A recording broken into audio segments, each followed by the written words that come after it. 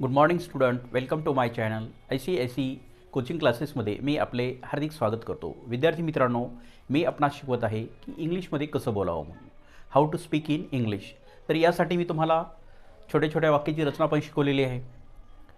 Am, is, are, was, were, have, has, had यापासून या सहाय्यकारी क्रियापदापासून बनवणारे वाक्यसुद्धा मी तुम्हाला शिकवलेले आहेत.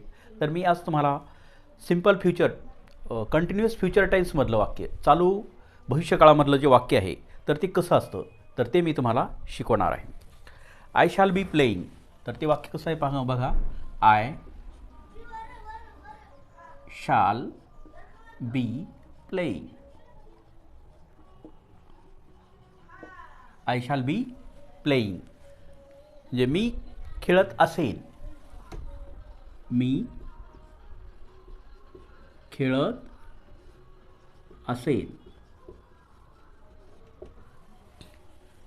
म्हणजे ही क्रिया सध्याची आहे का? नाही, तर ही नंतर घडणारी क्रिया आहे. म्हणजे मी खेळत असेन. मग याच्यामध्ये आपण आय हा करता वापरलेला आहे. शॅल बी हे आपण भविष्यकाळी सहाय्यकारी क्रियापद वापरलेलं आहे. आणि प्ले या मुख्य क्रियापदाला ING प्रत्यय लावलेला आहे. अशा पद्धतीनं हे कशात झालेलं आहे? चालू भविष्यकाळाचं वाक्य झालेलं आहे. चालू आपण इथं लिहून देऊ. चालू भविष्य काळ म्हणजेच continuous future tense. Second, V. आता या वी म्हणजे आम्ही. तर ह्या सर्वनामापासून आपण वाक्य करू. We shall be. We shall be playing. Play हेच क्रियापद आपण वापरू. We shall be playing. आम्ही खेळत असू. आम्ही खेळत असू.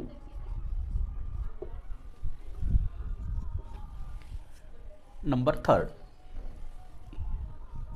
आता you will be. You will be playing.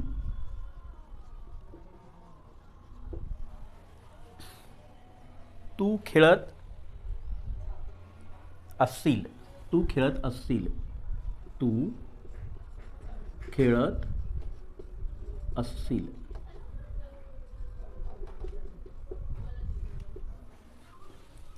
नंतर दुसरा आपला यू, तो अनेक वचनी. You will be playing.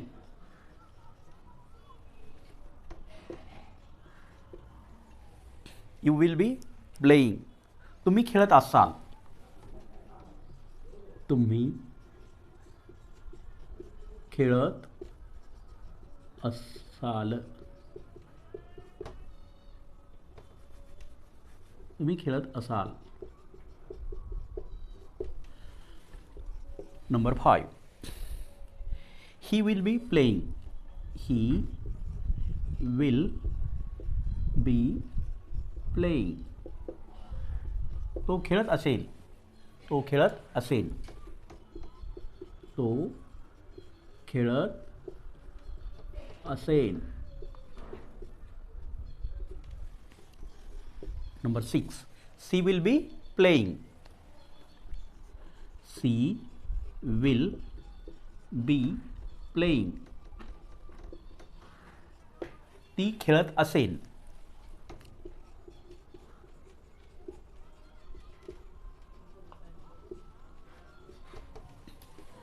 Number 7,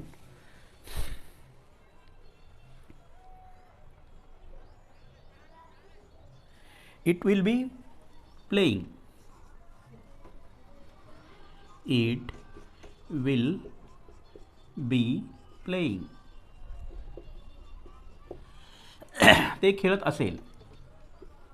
ते खेळत असेल.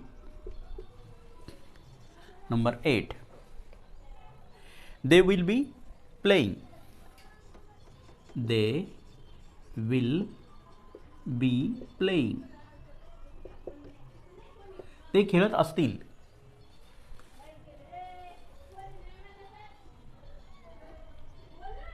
ते खेळत असतील.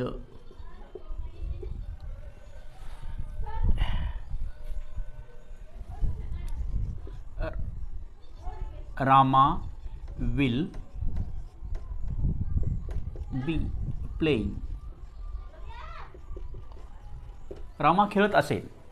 रामा खेळत असेल.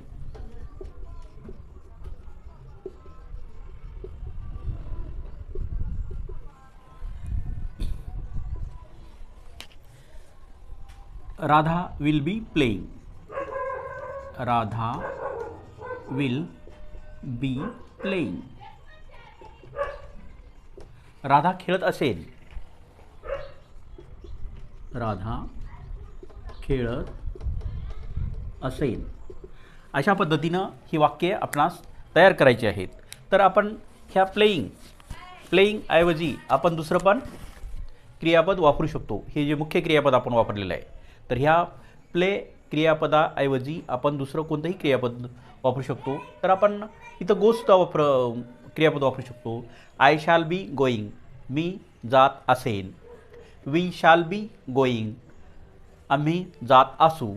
You will be going. तू जात असशील. You will be going. तुम्ही जात असाल. आपण अशा पद्धतीनं या वाक्यामध्ये वेगवेगळ्या क्रियापदाचा वापर करून वेगवेगळे प्रकारचे वाक्य, वेगवेगळ्या अर्थाचे वाक्य आपण तयार करू शकतो. त्यामुळे आपण सर्वांनी या व्हिडिओला लाईक करा, शेअर करा, सबस्क्राईब करा आणि कमेंट बॉक्समध्ये कमेंट लिहा की या पद्धतीचे वाक्य तुम्हाला कसे वाटले. Thanks for watching.